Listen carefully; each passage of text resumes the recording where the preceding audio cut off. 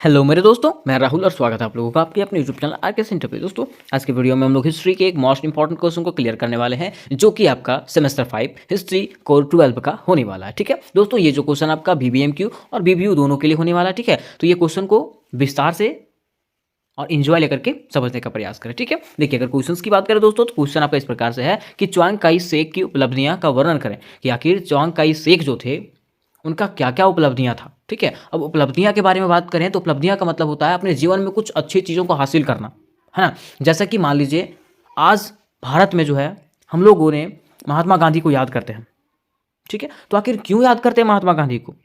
वो कुछ अच्छे कार्य किए होंगे तब तो हम लोगों ने जानते हैं कि जब भारत आज़ादी के राह पे चल रहा था, उस समय महात्मा गांधी ने भारत की आज़ादी के लिए कुछ महत्वपूर्ण अहम भूमिका निभाया था।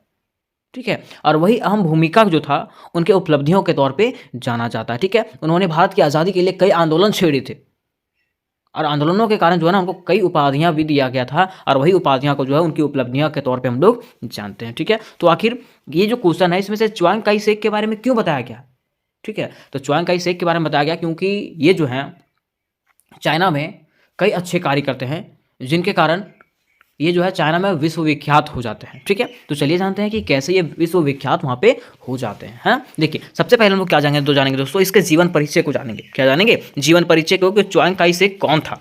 ठीक है, अब देखिए अगर बात करें च्वांग काई शेक के बारे में, तो ये इनका जन्म जो है ना 31 अक्टूबर 1887 को जिकोउ चेयांग में हुआ था। कहाँ हुआ था? जिकोउ चेयांग में हुआ था, जो चीन के राजनेता एवं सैनिक नेता थे। जो कौन थे? चीन के राजनेता और सैनिक नेता थे।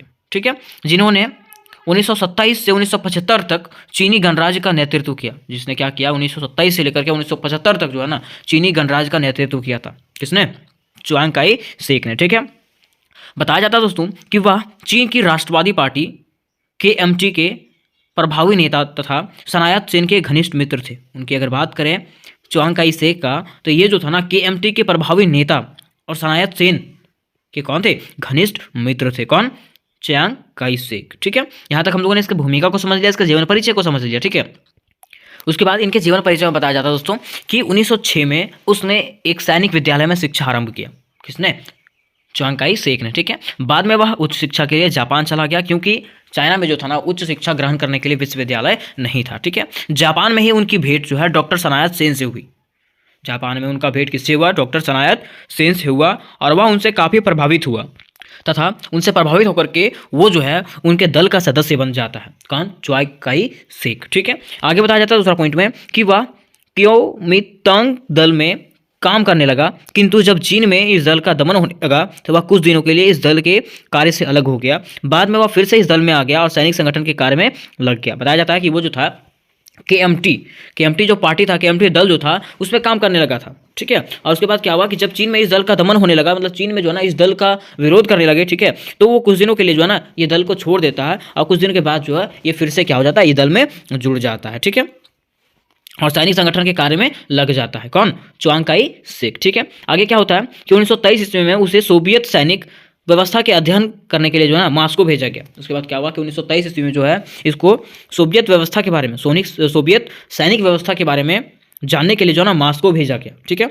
और वहाँ से लौटने के बाद उसने KMT के सेना का संगठन किया। उसने क्या किया? उनका जो पार्टी था कुओमितांग, ठीक है, उसके सेना का क्या किया?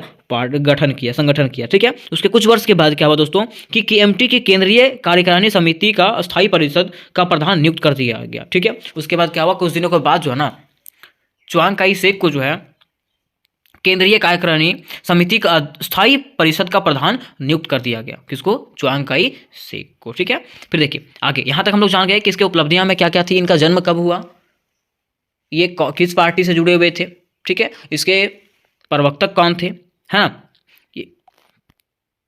अब हम लोग जानेंगे ना कि किसकी क्या क्या उपलब्धियां थी, इनकी आखिर क्या क्या उपलब्धियां थी, इन्होंने क्या क्या अच्छे कार्य किए थे। ठीक है, अच्छे कार्य को हम लोग उपलब्धियां के नाम से जानते हैं। ठीक है, तो देखिए इनका पहला अच्छा कार्य था कि वे चीन का एकीकरण करते हैं। क्या करते हैं? चीन का एकीकरण। मीन्स चीन जो बिखरा हुआ पड़ा था प्रथम अफीम युद्ध, द्वितीय अफीम युद्ध के कारण जो यूरोपीय मीन्स विदेशियों जो यहाँ पे आकर के बस गए थे, चाइना में आकर के बस गए थे, वह उनको वहाँ से निकालने का प्रयास किया। निकालने के बाद जो है वो चीन का एकीकरण किए। ठीक है, देखिए बताया जाता है दोस्तों कि कुओमितांग दल के नेता के रूप में चियांग काई शेक के समक्ष कई कठिनाइयाँ थी।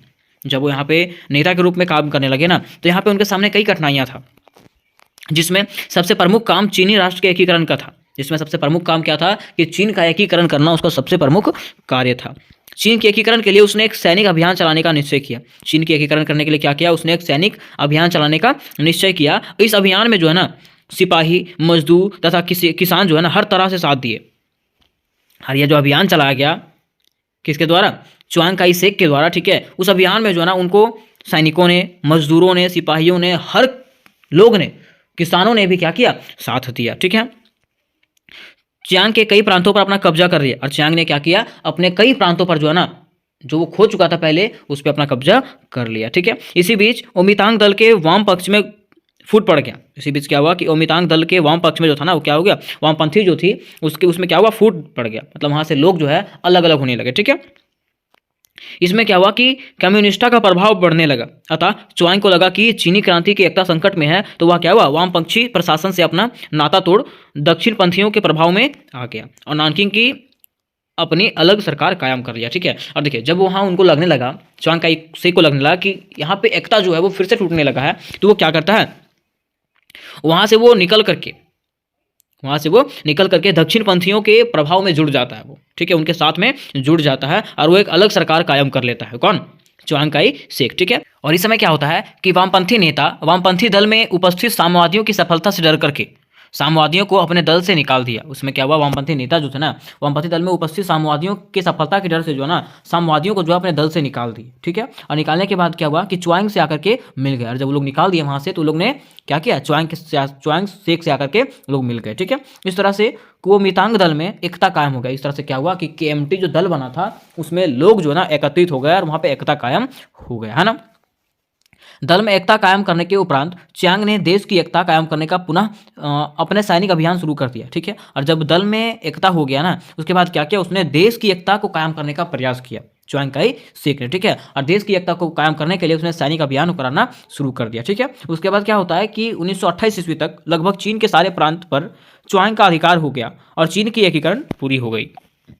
क्या हुआ कि 1928 तक जो है ना लगभग चीन के जितने भी सारे प्रांत थे उसमें से चियांग काई शेक ने क्या कर लिया, अपना अधिकार कर लिया और इस तरह से चीन का एकीकरण क्या हो जाता है, पूरा हो जाता है। ठीक है, तो ये आपका पहला उपलब्धियां था।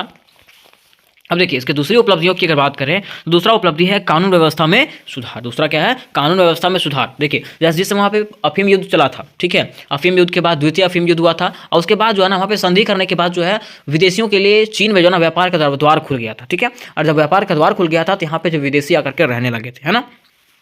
उसके बाद क्या हुआ था कि यहाँ का जो कानून व्यवस्था था ना वो बहुत पिछड़ गया था।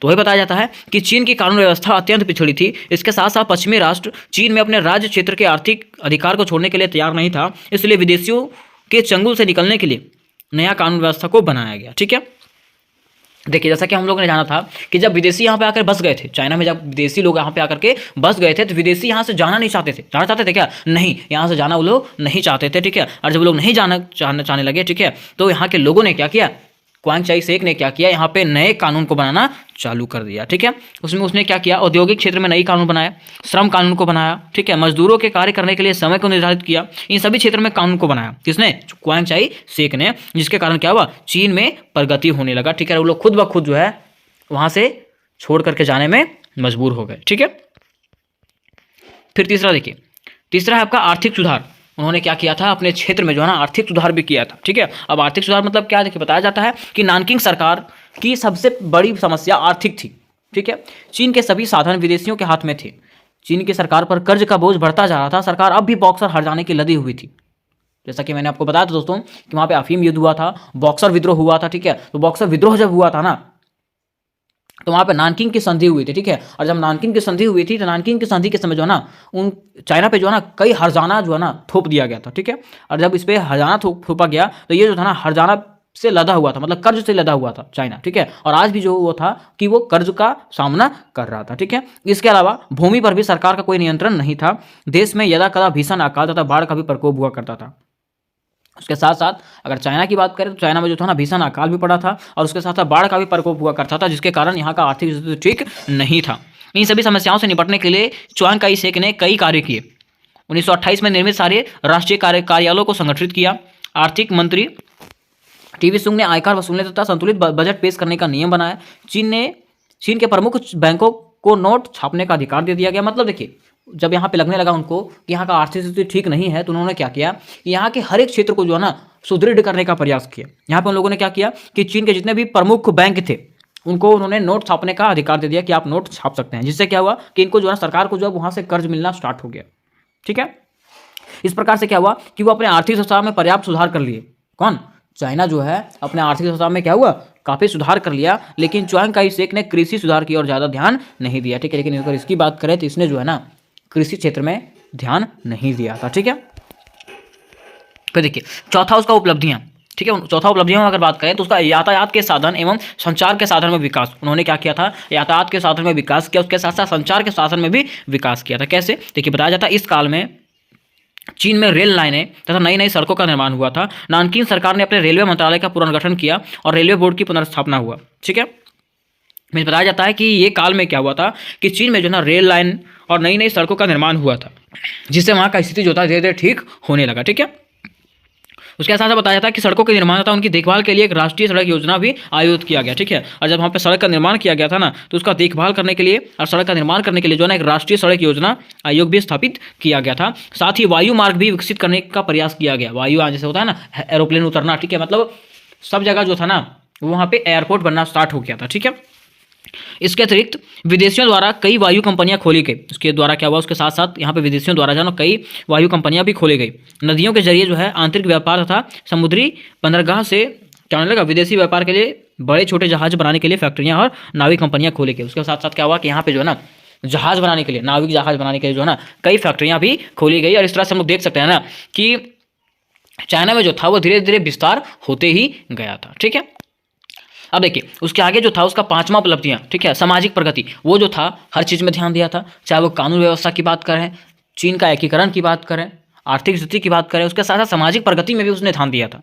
किसने? च्वांग काई शेक ने। ठीक है, बताया जाता है दोस्तों कि चीनी समाज में सुधार लाने के लिए नानकिंग सरकार ने राष्ट्रसंघ की सहायता ली। ठीक है, और राष्ट्रसंघ की सहायता से क्या किया, जन स्वास्थ्य, जन शिक्षा तथा अफीम निषेध की दिशा में काफ़ी प्रगति किया। ठीक है, उन लोगों ने क्या किया, समाज के लोगों को संगठित किया। ठीक है, तथा उन लोगों को बताया कि यहाँ पे जो है ना जन स्वास्थ्य कैसे सुधार के रखना है। ठीक है, शिक्षा कैसे प्राप्त करना है, उसके साथ साथ अफीम से कैसे दूर रहना है, अफीम के नशे से कैसे दूर रहना है। ठीक है, ये सब चीज़ वहाँ पे वो कार्य करता है। उसके साथ साथ ज्ञान तथा विज्ञान के विभिन्न अंगों पर शोध कार्य करने की व्यवस्था किया गया। सरकार ने अनेक महाविद्यालय तथा विश्वविद्यालय एवं अनेक स्कूलों की स्थापना की। सरकार ने क्या किया, शिक्षा प्राप्त करने के लिए कई महाविद्यालय, विश्वविद्यालय एवं स्कूलों का स्थापना किया। ठीक है, और नई कानून व्यवस्था बनाकर स्त्रियों एवं पुरुषों को समानता का भी स्थान दिया गया। ठीक है, उसके साथ साथ यहाँ पे जब नया कानून व्यवस्था बनाया गया उसमें स्त्रियों और पुरुषों को जो है ना समानता का स्थान दिया गया। ठीक है, तो इस तरीके से हम लोगों ने क्या किया, इसके उपलब्धियों को देख लिया कि क्या क्या इनकी उपलब्धियां थी। ठीक है, अब लास्ट में क्या करेंगे दोस्तों कि लास्ट में जो है ना निष्कर्ष लिखेंगे। निष्कर्ष में क्या लिखेंगे कि हम कह सकते हैं कि च्वांग काई शेक एक महान क्रांतिकारी नेता थे। इस तरह से हम कह सकते हैं कि च्वांग काई शेक जो थे